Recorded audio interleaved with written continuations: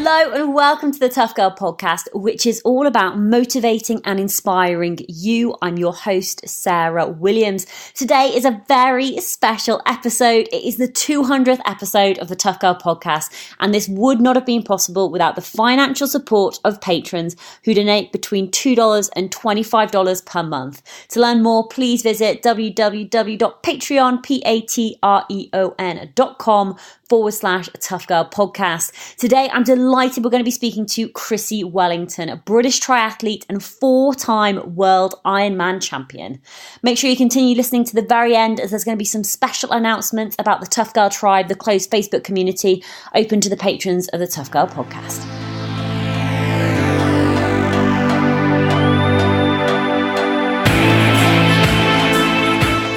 First and foremost, I just want to say thank you so much for having me on. I feel really privileged to be on the podcast. I actually listened to it quite extensively, so it's great to be invited to talk to you today. So how would I describe myself? I think, like many of the different people that you have on the podcast, I'm really multifaceted, and it's really difficult, and I almost don't want to put a single label on myself. I think many people would hold me up as world champion triathlete, and yes, that's one moniker that I can use, but I don't want that to define me. I don't want my identity to be wedded to that label. So it's a really important part of my life. It's a really important part of who I was and who I still am, but it's not the only thing. So yes, I am 4-time Ironman World Champion, but I'm a wife, a mother, a friend, a daughter, a sister. I'm global head of health and well-being for Parkrun. I guess ultimately I'm someone that's absolutely passionate about self-mastery and being the best that I can be in whatever I'm doing at any one point in time. Love that. Self-mastery. It's so important to help you grow and develop as a person. I was going to say, I'd love to go back to growing up and finding out what was family life like for you? Were you sporty as a young girl? Were you outdoors? Were you living in the city? You were living in the countryside? Oh, so I grew up in Norfolk, in a rural part of Norfolk, in a small village. I was always very focused on academic excellence. So for me, even from a very young age, and I don't know where that came from, but for me, achieving my potential academically was always my priority, even at primary school, actually. So I focused all of my drive and determination, my energy into that. And I was active, but not necessarily in a structured sporting sense. So I was an active child. I did different activities at school. I did join the local swimming club and swam maybe 2-3 times a week, and we did galas on the weekend. But sport was something I did for fun. I loved going out and riding my bike and playing with my friends, but I never invested the time and the energy in exploring my potential, or any potential that I might have. It was as much for the social side as anything else. And that really continued all the way to university. I, again, joined the swimming club. It was the sport that I was most proficient at. But in all honesty, I drank for them really successfully, but was less well known for my kind of sporting prowess. If I trained once a week, it was an absolute miracle, but I was always there for the Wednesday night sports night shenanigans. And then after I graduated from university, I didn't really do any sport. I traveled for a couple of years around the world, and it was only when I came back to the UK in 2000 to do my MA in development economics up in Manchester that I started running. So I guess in answer to your question is that I was an active child. My parents facilitated my involvement in different activities, but I certainly wouldn't say that it was front and center of my life. And I certainly wasn't renowned for being a sporty child or a sporty teenager, in fact. Tell me more about traveling. I mean, taking 2 years off sounds absolutely incredible. Where did you end up going and what did you end up doing? I graduated from University of Birmingham, having achieved everything I could have dreamed of academically. And at that point, I think when you've traveled this stereotypical path, you've grown up, you've gone to primary school, to high school, you've gone to university, and you've achieved a certain standard. I think you feel that you need to give yourself a label in terms of a career vocation, and I was no different. And I felt like I needed to be able to call myself a something, just to kind of validate myself as a person. And I decided that career would be law, and so I actually signed a training contract with a law firm in London to be a solicitor. And they foolishly agreed that I could go traveling in the 9-month interim between graduating and starting that training contract. And so I bought a round the world ticket, and I started off in Africa. And it was there that I began to question the wisdom of the decision to go into law. And I realized then that I was doing it because I felt that I ought to, not because it was what I was actually passionate about. And I did a lot of self-reflection at that time and some kind of internal interrogation to try and work out what it is that really lit my fire, what it was that I was passionate about. And I realized ever since I was a young child that I cared passionately about the world around me, and in doing something to drive and affect positive change. And it sounds really trite and cliche, but I remember watching Blue Peter, and at that time, this dates and ages me, but it was the 1980s, and we were subjected, or we saw images of the Ethiopian famine, which for me were so heart-wrenching and impactful and emotive that I wanted to do something about it. And I did various activities to try and raise awareness and raise money. And it was just reflecting on those kind of passions and those life experiences that I realized I wanted to make international development my career, and hence me not going into law, but me deciding to do an MA in development economics. But having decided I didn't want to go into law, I was liberated from the need to return to the UK after 9 months. And so I extended and then rescinded my round the world ticket, which was only going to last for 12 months, and ended up being away for just shy of 2 years. And it was the stereotypical backpacker experience through Africa, then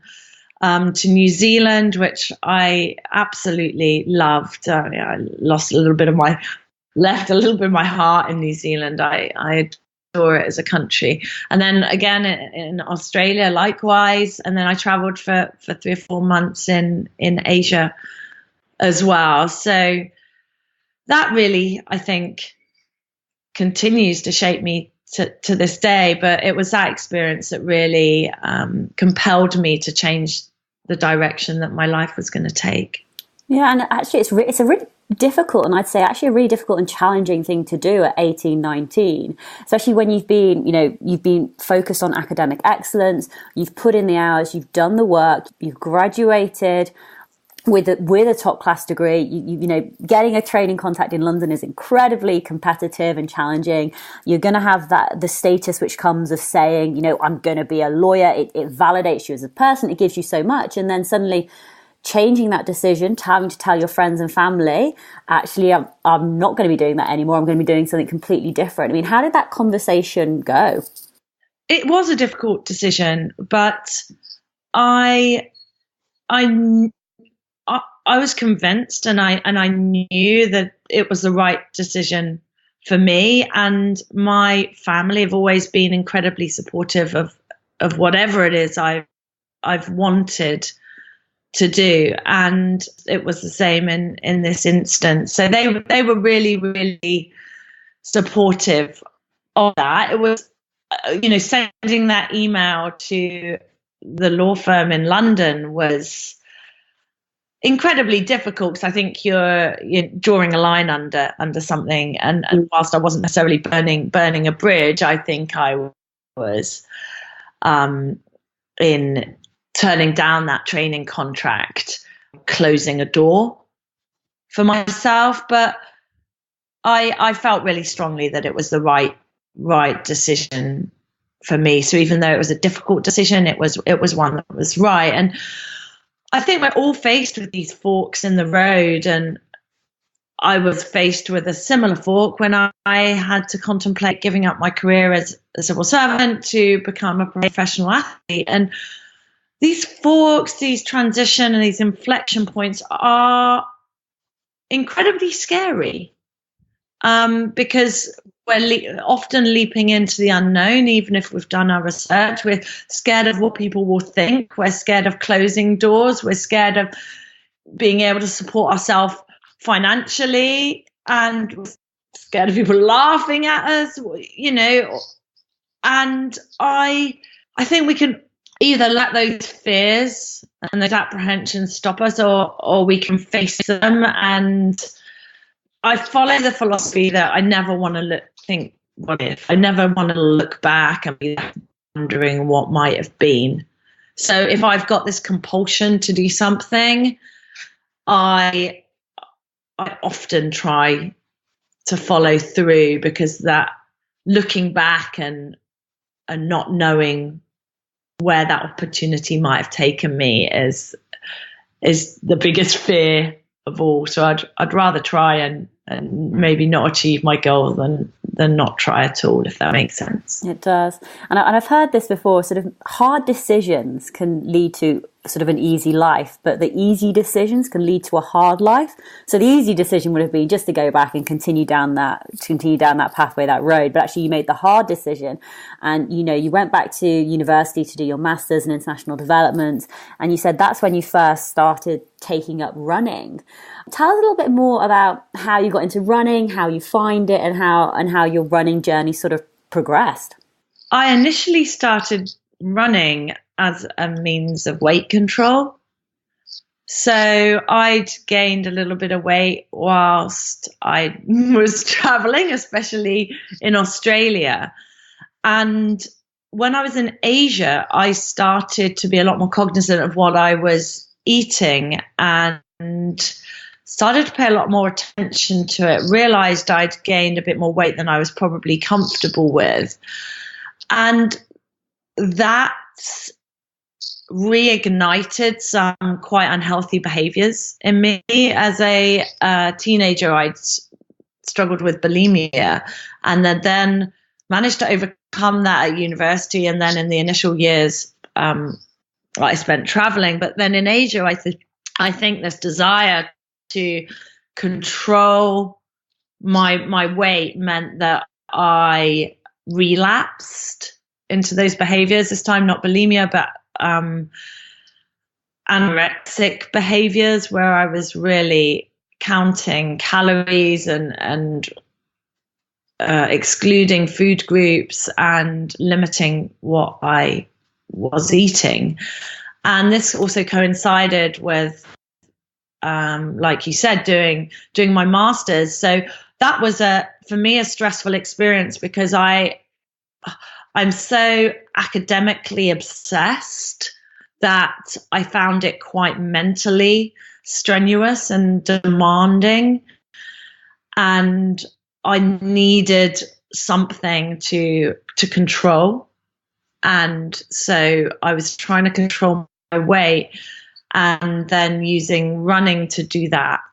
And I did lose weight, but what it did give me was a passion for something that I didn't know I necessarily had a love for, and that was, physical activity. And the physical activity gave me this respite from the demands of my master's. So while I wasn't fueling myself correctly, I was actually really, really enjoying the running a lot more holistically than simply for weight control, if that made sense. And so me being quite obsessive compulsive, the kind of 20 minutes, 30 minutes, 40 minutes gradually increased. And a year earlier, my friend had run the London Marathon, and she'd grown up with a heart defect. And I realized then that if she could do it, then I could. And so I secured a charity place. It was easier to get, kind of almost 20 years ago, secured a charity place for the London Marathon. So started training for that, but in a very unknowledgeable fashion, Sarah. I really didn't know a lot about training. I didn't know a lot about equipment. I just went out and I ran for certain lengths of time, progressively longer as marathon day neared. But I really, really enjoyed it. And that process also enabled me to address some of the disordered eating behaviors, because I realized if I wanted to maximize my potential in doing the marathon, I had to start to fuel myself in a way that was conducive to performance and not necessarily leanness. So finding myself as a runner, I also started to recover from anorexia. So it was a really important period of growth for me. And I ran the London Marathon in 2002, and it was an absolute revelation, Sarah. It was my first foray into endurance sport. It was something I could have never imagined myself doing. I grew up watching London Marathon on television, being inspired by everyone taking part, but never thinking that I could do it. And it was a revelation because I achieved more than I thought in terms of the time. And it was a revelation in how much I enjoyed it. And thereafter, running has become a running and then triathlon became a pivotal part of my life. And I haven't really looked back. Thank you so much for sharing all of that. I think it's really interesting, the different topics that you've touched on about, how you did get into running and the controlling elements and the controlling factors, but actually how completing the London Marathon and doing this big endurance challenge back in 2002 really clarified a lot of things for you and sorted things out. How did the running progress, and how did you first get into triathlon? Because I've heard this said before that once you finish a marathon, there's sort of a couple of options. You either want to do it quicker, or you either want to go further.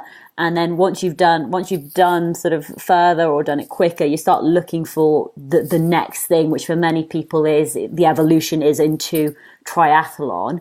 What was your evolution? How did you get into the triathlon? Well, I crossed the finish line at London, and one of my enduring memories was going into the Portaloo and my mum waiting outside for me. They'd come to support me, and I kind of sat down on the toilet, which was probably the first mistake I made. I couldn't get up. My quads totally seized. I had to call for my mum to kind of hoist me off the toilet. So my first thought after finishing the London Marathon was certainly not, I need to go longer, or I want to go longer. And early 2000s, ultra running as a concept was alien to me. It existed, of course, but it wasn't something that was as popular as it fortunately is today. So my aim was to try and go faster. I did 3 hours and 8 minutes in my first marathon. So my aim was to try and go under 3 hours. So I joined a running group under the legendary and late, unfortunately, coach Frank Horwell. I was living in London then. I was working as a policy advisor for the government on international development policy. So my absolute dream job. And I combined this with with my run training, I did 3 sessions with the group per week, and then running by myself outside of that. But it was just fantastic for me to be part of a training group for the first time, or for a long time, since, you know, I swam the club as a child, but this was the first time as an adult that I'd been part of an athletic group, and I really enjoyed that, and progressed, and was preparing to run sub 3 hour in 2003 at London. And unfortunately, I was a mountain bike I was commuting to work on, and I got hit by a car on that while I was riding that bike, and 2 weeks before the marathon, so I couldn't do it. But out of adversity and disappointment, there's always something positive that you can draw from it. There's always a silver lining. And I was injured, so I decided, well, to retain my fitness, I'll go for a swim. And so I started swimming a little bit more, and my swimming progressed. And I was actually visiting a friend in Birmingham, which is a member of the Birmingham Running and Triathlon Club. And this guy, Paul, was on the pool deck, and he was watching me swim. I went to one of their swim sessions, and he said, "Oh, you're not a bad swimmer." And my friend pipes up, "Oh, yeah." And she ran, you know, whatever at London. And he said, "Oh, have you ever done triathlon?" And I said, "I've never done a road bike." And he's like, "Right, we'll sort you out with a road bike." And that was how I first, I guess, found the sport of triathlon, and was encouraged to do it in 2004 by Paul, this chap Paul, and did my first super sprint race at Eton at the most basic of levels, you know, on an oversized road bike with my running shoes rather than proper cycling shoes, and no triathlon kit really to speak of. But I absolutely loved it. And for me, life is about opportunity and seizing those and challenging myself in many, many different ways. And intellectually, I was challenged through my career, and triathlon for me presented this really new and very, very exciting challenge, and one that I seized with both hands, but never with any intention of ever achieving what I ended up being so blessed to achieve in the sport. I think what's really amazing is I know the fact that you turned pro in 2007 and went on to win the Ironman World Championships. And so it's just the time frame, really, you know, doing your first marathon in 2002, your first triathlon in 2004. I mean, that's such a quick turnaround, or a quick journey. Like, I can, you know, just you talking about the first triathlon you did, you know, borrowing a bike, having equipment that didn't quite fit. When did it start to become more serious for you in the world of triathlon? When did it either become apparent to you or become apparent to somebody else that actually, hold on, you are skilled in this, you are talented, and you could go all the way? I've learned many lessons in my life through my kind of life journey. And the first is the importance of role models, and the importance of people around you in encouraging you to try new things and explore your talents and realize what you're capable of. And my life has been kind of replete with those people. But another lesson that I've learned is that everyone can be an athlete, and that you don't have to take a stereotypical path to athletic excellence. So people think, and people make the assumption, I think, that I pretty much came from nowhere, that I exploded onto the scene and was almost like an accidental athlete. And in many respects, that might be true, but I believe that athletes are shaped by so many different factors and so many life experiences. And I, as an athlete, was shaped by all of the things that came before. So in some respects, yes, it was a very quick, rapid trajectory from being a very amateur triathlete to being Ironman World Champion. But I brought a whole wealth of life experiences to bear in that journey. And as a triathlete and as an Ironman triathlete, yes, your proficiency at swim, bike, and run is very important. But as important is psychological and mental strength and drive and determination and ability to cope with boredom and ability to focus.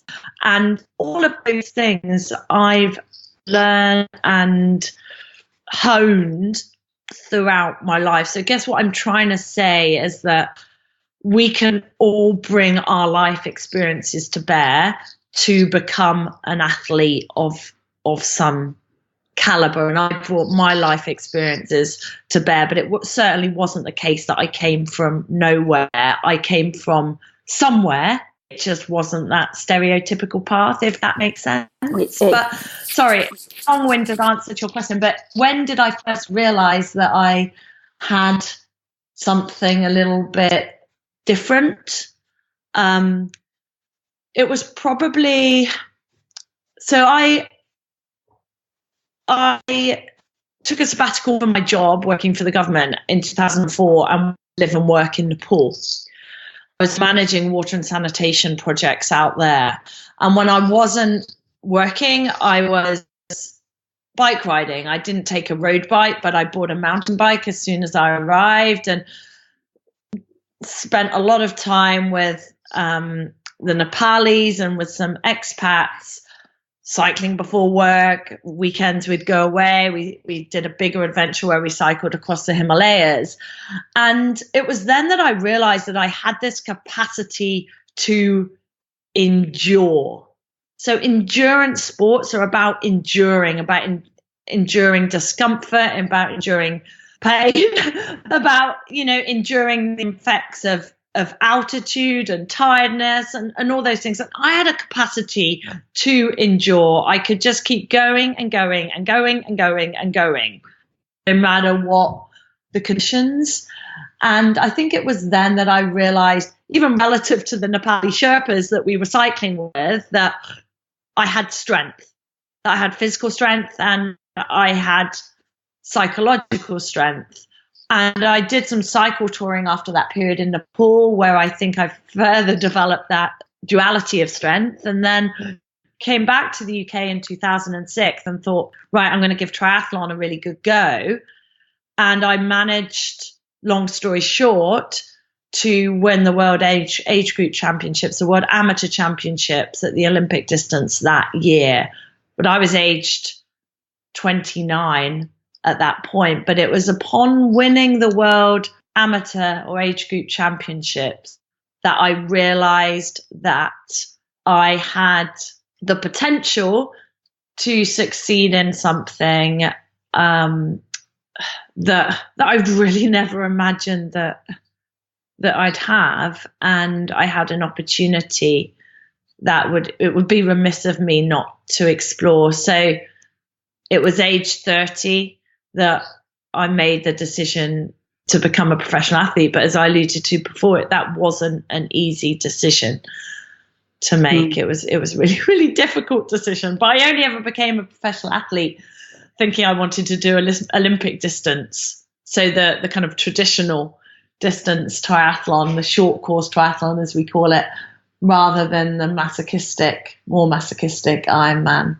distance that I was later to embark on. I just want to go back to what you said about the mental resilience and the mental determination and this having this psychological edge. And you mentioned about cycling across the Himalayas, and I almost feel as though that was quite a key moment in terms of developing that mental resilience. Could you just talk a little bit more about that? Oh, you're absolutely right. I mean, it was a pivotal moment in my life, my time in Nepal, for many, many different reasons. Yes, for the sporting aspect, but also for me personally, having the blessed opportunity to work with some fantastic people to really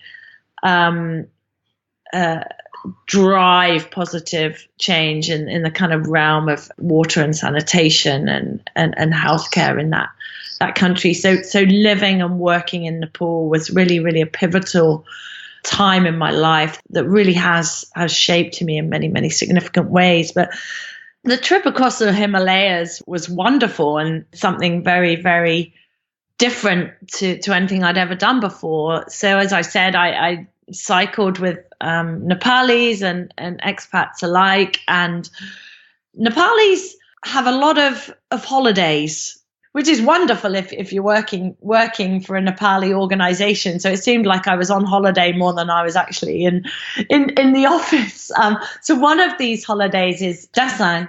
So we decided to spend much of the 3 weeks cycling across the Himalayas. So we flew our bikes and ourselves to the capital of Tibet, Lhasa, and cycled back to Kathmandu. And it's quite a well-trodden route. They, unfortunately or fortunately, whatever your perspective is, they've now tarmacked that route. Whereas when we did it, I'd say it was maybe 20 or 30% on asphalt, and the rest was on kind of gravel road, really hard packed gravel road.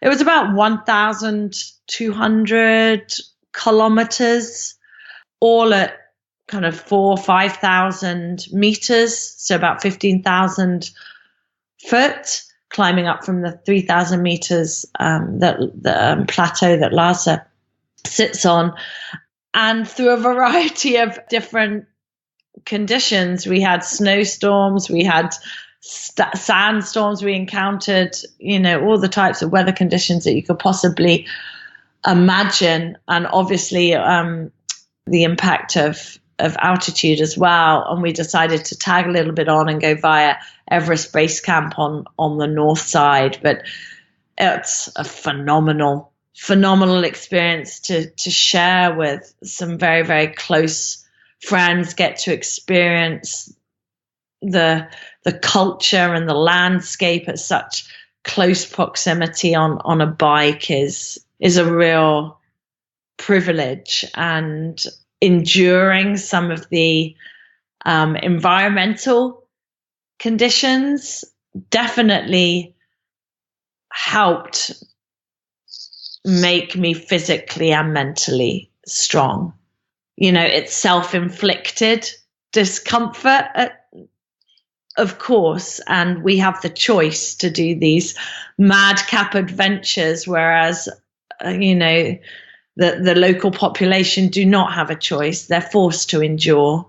But yes, cycling through sandstorms, snowstorms, the physical discomfort of riding at altitude for long periods of time means that you do develop physical and mental strength, and you carry that with you. And whilst physical strength can dissipate, I believe that psychological strength, the knowledge that you can overcome and that you can face adversity successfully, you carry with you forever. And that's really very empowering. You became professional in 2007. You won the World Championships in 2007, 2008, 2009, and 2011, which is absolutely incredible. What happened in 2010? Did you go to the World Championships? Yes, I went, and unfortunately I was sick in the lead up and just made this really difficult decision on race day not to take part. Ironman is a grueling event, and I didn't feel that I was healthy and well enough to be on that start line. And myself and my coach at that time, we took full responsibility for that. It's my responsibility, our responsibility as a team to get me in the best shape possible and to be, healthy and fit to be able to compete. And if you do get sick, I think it's really, really important to reflect on why and make sure that you take responsibility if needs be for that, and try and make sure that in future you're doing what you can to minimize the risk of succumbing to what I had succumbed to, which was a virus, or a number of different viruses. As I said before, out of adversity came a really, really positive experience in that I didn't race the World Championships, but 6 weeks later, and having licked my wounds and recovered, I lined up on the start line of Ironman Arizona alongside my now husband Tom, and we shared that race course for the first time. He was doing his first Ironman triathlon, and I was fortunate enough to be able to break the world record and win that race. And Tom came third in his first Ironman distance race. And I don't think we would have had that experience had I raced the World Championships, because that would have been then me entering the off season. So I do feel fortunate in some respects that I didn't do the World Championships that year, because I was blessed with an experience I'll remember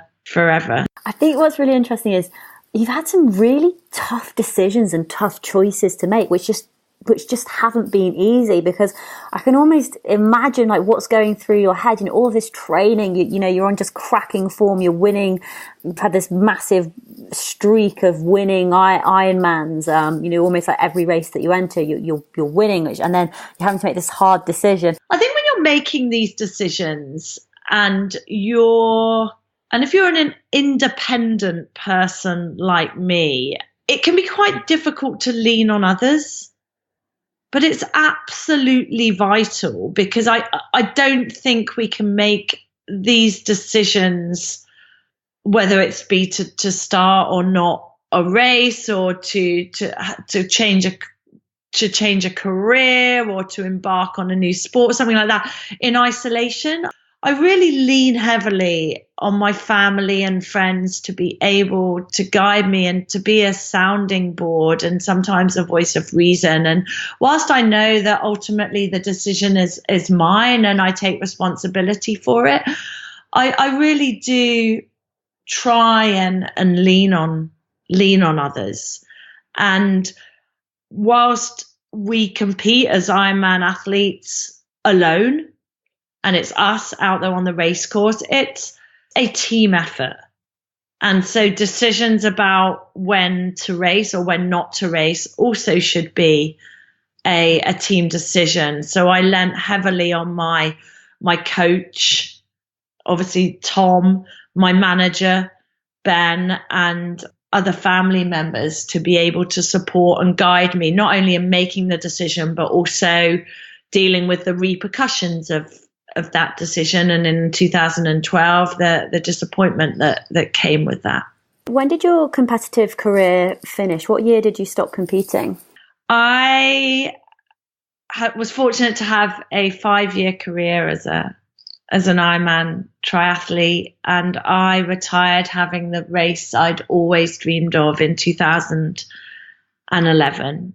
And you mentioned right at the start of the podcast something that really resonated with me. It was about easy and difficult decisions, and sometimes the best things come from the more difficult or challenging decisions. And I think no more so was true than in the process of, I don't really like to call it retirement. It makes it sound like I'm just sitting there putting my feet up. Like that period of transition from being a professional athlete to the next stage of my career. And I think the easiest thing for me to do would be to continue to be a professional athlete. Whilst it was physically, mentally difficult at times, it was my comfort zone.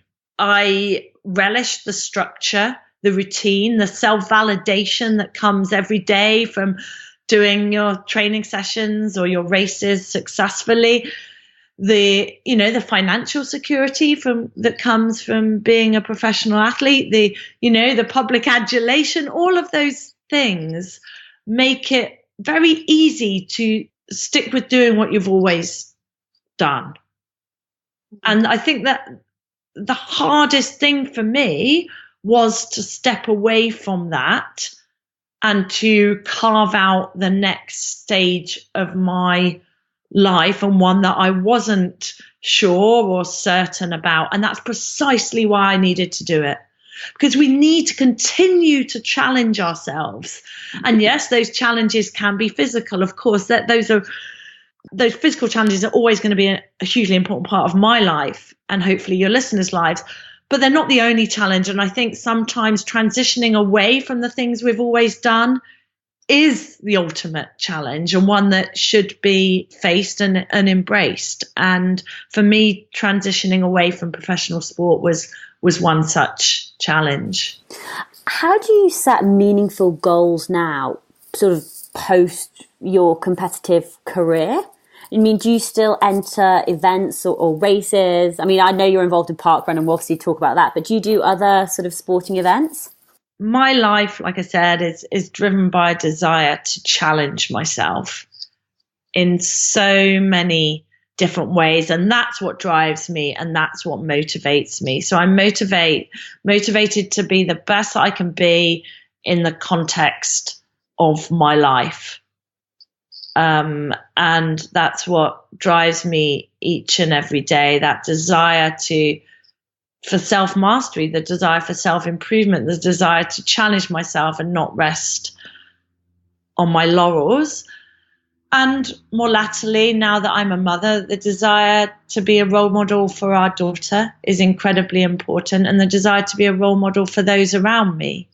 Because I think we're all role models, no matter who we are. We don't have to be professional athletes to inspire and encourage others, but that's always been a really, really important motivational force for me. And lastly, I'm motivated by the desire to drive positive change. I remember when I became a professional athlete, I really didn't like it. I found it really hard.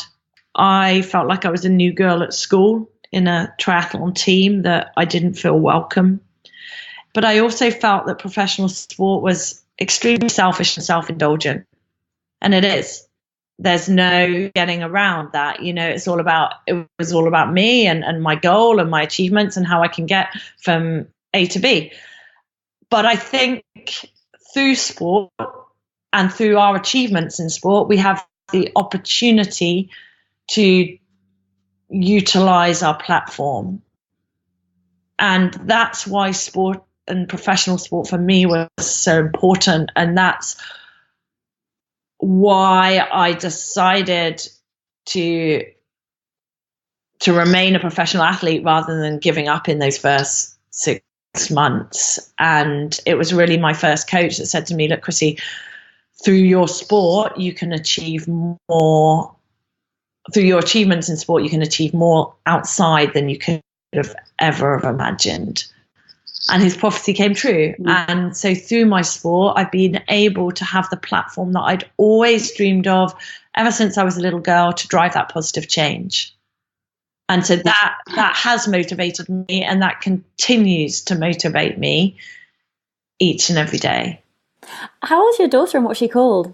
Our daughter is called Esme, and she's 3 and 4 months now. Fantastic. So you are a new mother, and obviously being a professional athlete before and being involved in sports, what does a typical week look like for you in terms of sports or being active and, keeping fit? And how do you incorporate that now that you've got your daughter, Esme?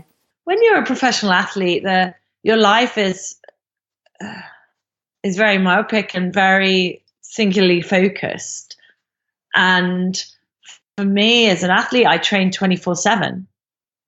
Everything I did was devoted to the pursuit of sporting excellence. swim, bike, run training, physiotherapy, nutrition, sleep, recovery, massage, everything was channeled towards achieving my sporting goal. And this couldn't be further from the truth now. So my life is a lot more varied, a lot more balanced. And as I said right at the start, I'm a lot more multifaceted than I was as an athlete. So there's no one week is really the same. So professionally, I'm global head of health and well-being for Parkrun. So I work 3 days a week for that amazing, fantastic, wonderful organization. I did work 5 days, but now we've had our daughter, I work 3 days a week. I also still do some ambassadorial work with some of my partners and my sponsors, and media work related to my triathlon career, as well as public speaking engagements. I am committed to being the best mother I can possibly be. And I spend Wednesdays, and myself and my husband both spend Fridays with our daughter. That is her time. She's in nursery 2 days a week, and then obviously we have weekends with her. So family time, and mine and our time with our daughter is incredibly important, and it's a priority for us. And then sports wise, I found the transition from professional sport quite difficult, because you're so used mentally and physically to doing 4, 5, 6 hours of training a day. So it was a gradual process of weaning myself off that addiction to training volume and training intensity. So I kind of gradually reduced the amount that I was doing, and now I'm focusing on running. I find that it's probably the sport that I enjoy the most, and it's the easiest to fit into a quite busy lifestyle. So I'm mainly focusing on running, and I have principally running related sports goals. But like I said, as a mum, being a mum is paramount to me. But I think it's incredibly important for me and for Tom too, to have our own interests, and interests that do not involve Esme. She is, of course, all of our decisions are based with her welfare in mind, but she's not always the priority. I have activities and interests that are for me and for me alone, if that makes sense. And so my sport and me doing sport with the support of my family is really, really important. And we like to involve her as much as possible as well, so that I can be that role model and she can be inspired by me and my running training and my competing as well. Fantastic. So I'd love to know more about Parkrun and your role in Parkrun. So I believe you said you're the global head of well-being, which is incredible. But I'd just love you to share more about Parkrun and maybe what your vision is for your vision for the future engagement of getting more people active, because Parkrun is doing such an incredible job, not only in the UK, but globally around the world. It's really, really taken off.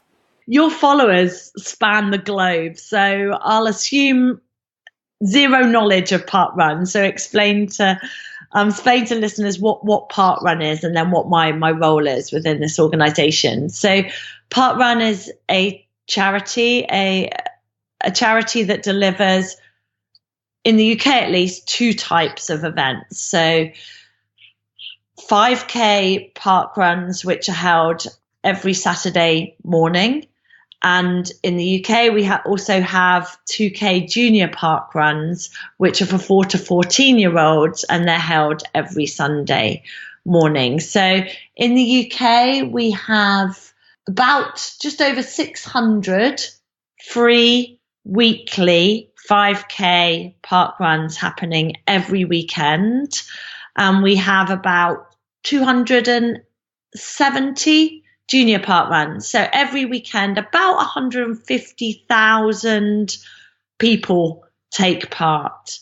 So these events are organized, coordinated, and delivered by local teams of volunteers, and people can come and take part in whatever way suits them. So you can come and run, jog, you can come and walk, you can come along and volunteer, you can come along and spectate, join us for a post-park run coffee afterwards. So they're really less a running event and more a community-led social opportunity, social intervention that is doing a considerable amount to promote health and well-being amongst the people that take part. But like I said, we're a global organization, and around the world we have about 1,700 5K events, and then every weekend about 340,000 people take part around the world.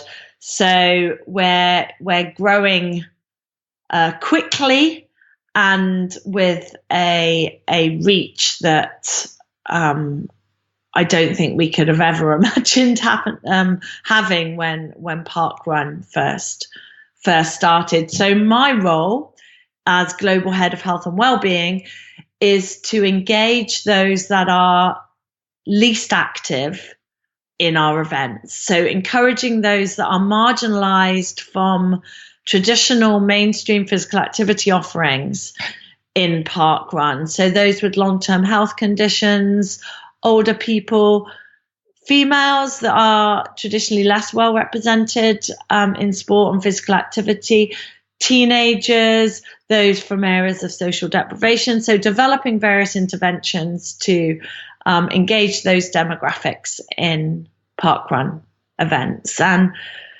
I feel so fortunate and privileged to have a career that combines both my passions in stimulating socioeconomic change and also physical activity. And it really shows the power of sport and the power of activity in driving personal and community and national level change. It's such a fantastic initiative, and it's something that I would encourage people to go and check out. And if you haven't got involved in parkrun, I'll be making sure that I put all of the links so you can find your closest parkrun and you can go and get involved on a Saturday morning and go and do a 5K, walk, run, jog, however you want to complete it. And Chrissie, if people want to find out more information about you, I know you've written a couple of books as well. I'd love for you just to share maybe just the titles, the different areas they focused on, and maybe your website details and social media. Yeah, so my books, I published my autobiography, A Life Without Limits, in 2012. And it was a really challenging and quite cathartic process, putting my life in print publicly. And I found it a really enjoyable experience. And I hope that my story has motivated and inspired people just to test themselves and to do more than they think they're capable of. I've been so fortunate every step of my life journey to have had the opportunity to challenge myself and to achieve more than I ever thought possible. And I hope that my life journey can help inspire other people to do the same, whether it's in sport or otherwise.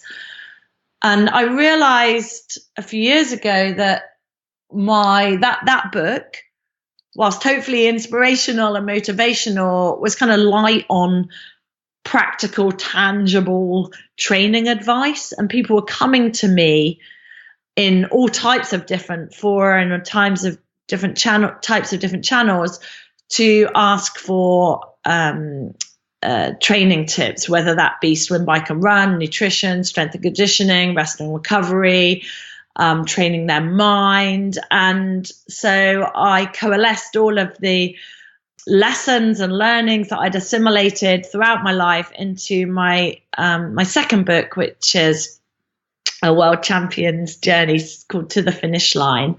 And that was published about a year and a half ago now, and is more of a training guide than obviously my autobiography was. So those two books are available from all good book retailers. And I use social media kind of sparingly, mainly through Twitter. I've tried, especially since becoming a mum, to disconnect a little bit.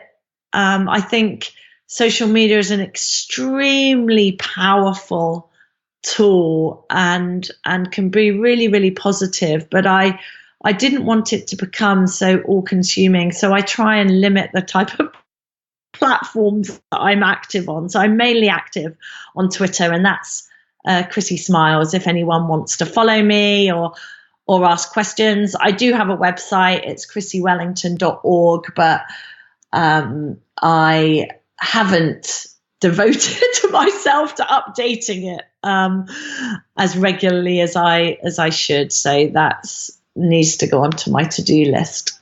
Oh, no, I absolutely 100% hear what you're saying about social media.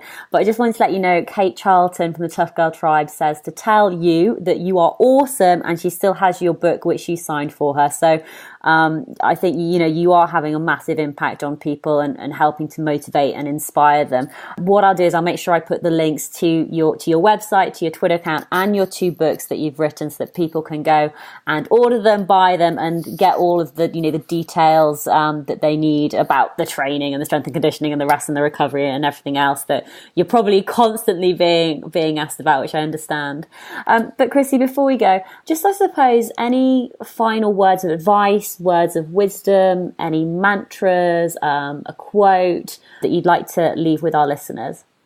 My mantra throughout my racing career and since was never, ever give up.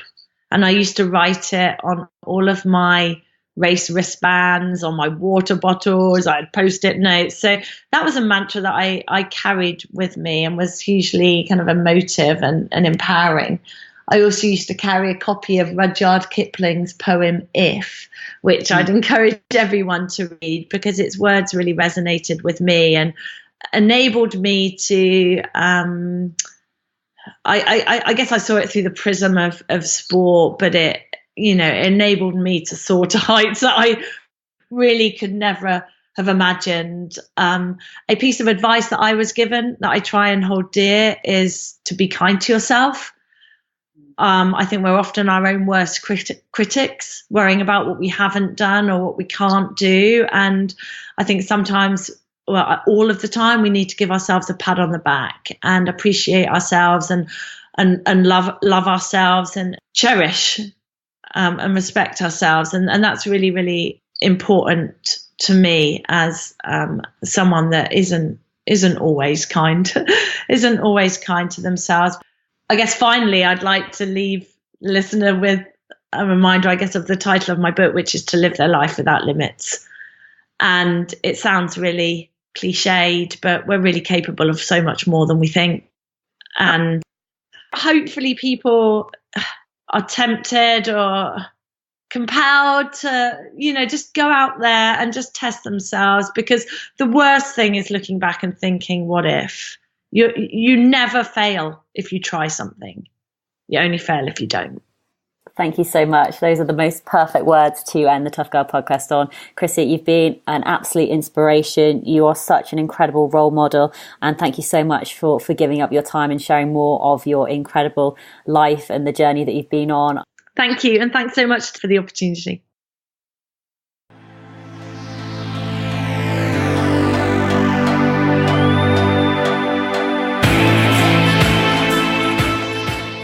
Hey Tribe, I hope you enjoyed that episode with Chrissie. What an absolute legend. If you are new to the podcast and this is the first time that you've been listening, then please do go check out toughgirlchallenges.com, where you can find all of the show notes and all of the previous episodes, all 200 of them, and you can go and explore and listen to the different female adventurers, explorers, athletes, everyday women, mountaineers, runners, cyclists, around the world explorers, women who rode oceans, sailed across oceans, swam across the English Channel. There's hundreds and hundreds of the stories, a whole variety of different ages, different backgrounds. So please do go check it out at toughgirlchallenges.com.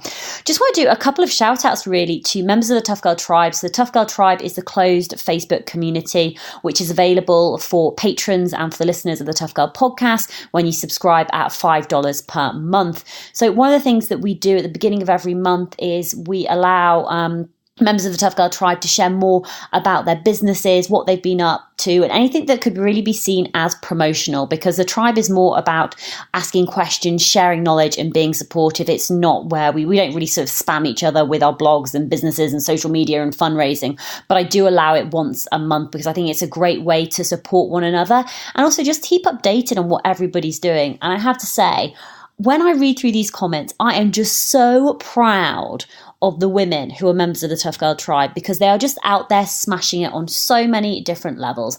So I'm just going to share like what these incredible women have been up to. You may also recognize a few of the names because many of the guests who are on the Tough Girl podcast do actually join the Tough Girl Tribe as well and are very open and knowledgeable with their life and their experiences. So Chloe Phillips Harris, who has been on the Tough Girl podcast, has just released her first book, Fearless, which is now available, and you can find it on Amazon worldwide or hard copy at most bookstores, especially in Australia and New Zealand. It's a tale of adventure and overcoming challenges. So please do go check that out and take a listen to Chloe's episode on the Tough Girl podcast. Phoebe Wright, on the 8th of March, she finished walking the length of New Zealand. She was on the Tiaroa Trail. She blogged about the journey, so go and check it out especially if you're interested in through hiking or New Zealand. So that is at Phoebes on Foot. So the Facebook link, facebook.com/PHEEBSONFOOT. So another potential guest for the Tough Girl podcast. Check out Jane Harris. So we've actually had Jane Harris on the Tough Girl podcast as well. Jane is the founder of Adventure She magazine, so adventureshe.com. It's now going into its second year, so what absolutely incredible. The latest issue focuses on dealing with situations when stuff goes wrong and plan A has to be superseded with plan B, C, or even D. So that's Adventure She magazine. So Jane is always looking for contributions, so if you've got ideas, you've got stories to share, then please do reach out to her. I know she's very active on Facebook. Holly Brigham has recently set up her own adventure company, providing meaningful expeditions and training. The first international expedition launch is in 2020 with a Kilimanjaro summit bid via the lesser trodden Northern Circuit. In the UK, they also offer navigation training, travel clinics, rock climbing, kayaking, and team building. All of this with an element of expedition and teamwork. So that's called Unify Expeditions. So go and check that out on Instagram, UNIFY Expeditions. The website is being built at the moment. So congratulations, Holly. That's absolutely incredible news. And you know what? I love it when women are out there setting up their own companies, their own adventure companies, who providing the experiences and the training that they want to see out there. There's obviously a gap in the market for this type of stuff. So well done for Holly for stepping up and making it happen. Gail Burns, she's had a bit of a run on her run bracelets. Gail has got this incredible Etsy shop called Lily Mo Active, and she basically sells these gorgeous little bracelets, and you can get them with either like a 5K on, a 10K, 13.1, or distances like 26.2. So they're sort of run bracelets. So it's a really nice memento that people can have, especially when they put a lot of time and effort into achieving a goal. It's an incredible way to remember it. So Gail, massive well done for that.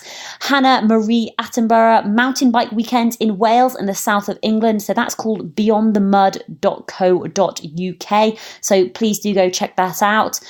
Ellie Davis she's posted about a sleep out from January that she did with the Cardiff Micro Adventures group, hoping to write more on her blog in the coming months to inspire people to bite the bullet and try sleeping outside. Have you tried sleeping outside yet? If not, go and check out Ellie's blog, myatlasofadventure.com, and then /microadventures. Sally Kettle, member of the Tough Girl Tribe, has also been a guest on the Tough Girl podcast. We had Sally on the Tough Girl podcast about 4 years ago talking about her row across the Atlantic Ocean when she rowed across the Atlantic Ocean with her mum, who she hadn't spoken to for about 10 years.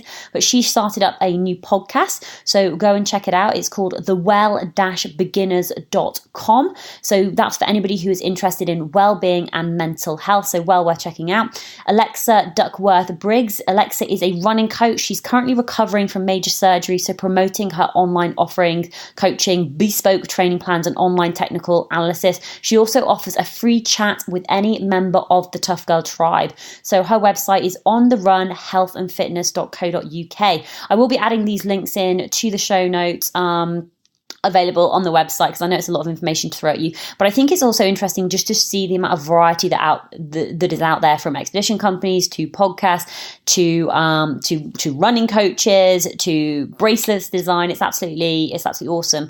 Shona McPherson is running a women's unstuckified retreat from the 24th to the 27th of May in Caithnessshire. It's a beautiful stately home with wonderful grounds. She's going to be leading sessions on how to help you to get unstuck and to get clear on your dreams and visions. She's also going to be working with her friend and colleague Lindsay, who's going to be doing body stroke yoga practice. There's currently 2 places left, so please do go check that out. So that's on shonafitness.co.uk. I've actually been really enjoying Shona's content at the moment. So Shona is actually going to be heading off to hike the PCT, the Pacific Crest Trail, and I think she's heading off on either the 1st of June or the 1st of July. So the Pacific Crest Trail is one of the longest hiking footpaths over in America. It runs from Mexico all the way up to Canada. It runs through 3 states, so through California, Oregon and Washington. It's about 2,600 odd miles. So that's going to be an incredible journey to follow along with. Anna Lundberg, this week she's looking at why running your own business is the best way to get the freedom and flexibility that so many of us long for, so we can go on more adventures, among other things. So there's new blog posts coming out on a regular basis, and there's also podcast episodes coming out on a Thursday, and that's onestepoutside.com. So again, go and check that out. I mean, I love those aspects of freedom and flexibility. It's something that I particularly enjoy, having the freedom of choice about how I spend my day, how I spend my time. It's incredibly empowering to be able to have that choice. Holly Sear, I'm already excited to be working alongside other tough girls in September on a women's road cycling week in Corrèze, France. It's in a gorgeous location. There's plenty of options for hiking, running and lake swimming. So if anybody wants to join them, then go and check out dbestcycling.com. Oh my God, I'm so stupid. I've just realized DBest Cycling, as in capital D, best, BEST, cycling. Oh my goodness. So www.dbestcycling.com special event, so you can find out more about cycling in France, in the lake swimming, hiking, running, etc. Catherine Knight. So Catherine's been on the Tough Girl podcast as well. So Catherine is a sailor, and she's been doing a lot of work on her ship, the Narwhal, and they are going to be setting sail for the frozen world of Svalbard. Her mission is to share her love of adventure and the wonderful environment that we are able to adventure in. They're going to be sailing through icebergs to collect information on ocean pollution and to remove plastic waste that affects even this remote part of the world. You can follow along on the adventures on Facebook and Instagram at Yacht Narwhal, Narwhal, Narwhal.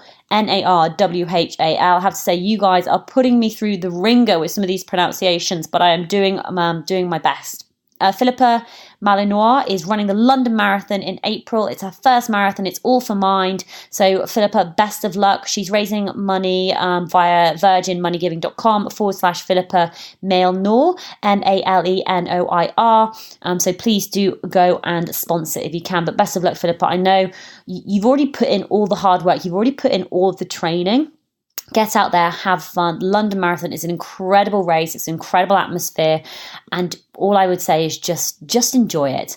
Natalie Poppy, she runs Gutsy Girls. We host women-only adventure holidays, events and retreats to connect like-minded women through sports and nature. Our first adventure holiday this year will be stand-up paddleboarding, hiking and climbing in Croatia, squeezing in two destinations into 1 week, remote islands followed by mountains. What an absolute win. So please do go check out gutsygirls.co.uk/women only retreats. Natalie, loving what you're doing. Absolutely incredible. God, that sounds amazing. Islands, love it. Beaches and water, and mountains, another part of the things that I love. Ray Red, who you may know from 7 Women, 7 Challenges, has just started her own business as well, doing repairs, alterations and bespoke jobs. So if you need that, probably best to get her via Facebook, especially if you're a member of the Tough Girl Tribe. And she repairs, alterations and bespoke jobs. So get involved and speak with Ray. Abby Lloyd. Now, this is really interesting what Abby's up to. So Abby is planning an odd jobs cycling tour of the UK starting in January.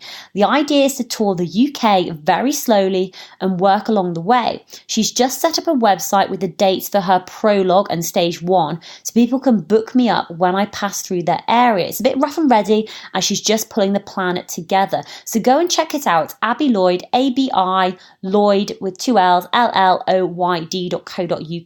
So Abby, as I've already said, if you're coming past the Wirral, coming past the Northwest, then obviously please do let me know. It'd be fabulous to have you to come and stay, and I know we'll just host you for a night. So I think that's how it works. But yeah, like what a great thing to do and take life onto the road. Rosie Baxendine. So we have at Aitken House, which is between Dunkeld and Blairgowrie.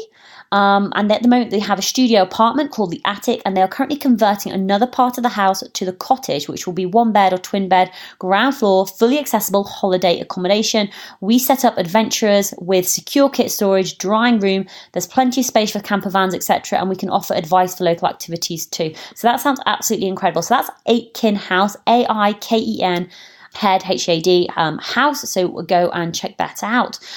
Rebecca Coles is starting this week a great challenge. It's called the 82 Peaks.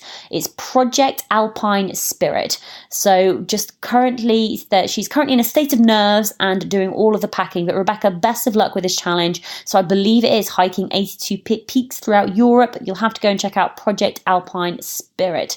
Katie Jane Le Hapinery. So Katie Jane has been on the Tough Girl podcast previously, sharing more about her life adventure. So she previously worked as a model before having a very drastic change of direction and becoming this hardcore adventurer and becoming one of the first women to walk the full length of the Great Wall of China. She's also been on some incredibly extreme challenges. We're actually going to be catching up with Katie Jane again for Tough Girl Extra because she's done some more cycling challenges. So I want to share more of those on the Tough Girl podcast. But she's actually shared a very open blog post. So she's just written, my recent blog might be of interest to anyone who feels the pressures of comparison or the feelings of not being enough. You are not alone. Part 1 is a short blog that she wrote about the evening she quit just 6 days into a 7-month world record attempt. Part 2 is a post written 6 weeks later talking about the lessons learned, how it actually turned out to be one of the most significant weeks of her life in a very good way, and how comparison is the thief of joy. And I absolutely have to second this. Comparison is the thief of joy. It does nobody any good at all. Please do not compare yourself to anybody else, but definitely go and check out Katie Jane's website. So it's katiejaneendurance.com, and the blog post is called Quitting Isn't Always Failing. So I just want to say a massive thank you to members of the Tough Girl tribe, to the patrons and to the supporters. So please do go check out toughgirlchallenges.com. Please go and see all the incredible women who I've interviewed and what they're up to. Support other women, support their initiatives, buy their books, visit their websites, share their content on social media, comment on their blog posts, leave a review on iTunes, leave a review on Amazon if they've written a book, because that is helping to make a difference. You have power, you have influence, and make sure you use it. But have an incredible day, and we'll be back next Tuesday for another awesome episode of the Tough Girl podcast. Take care, lots of love, and I'll speak to you soon.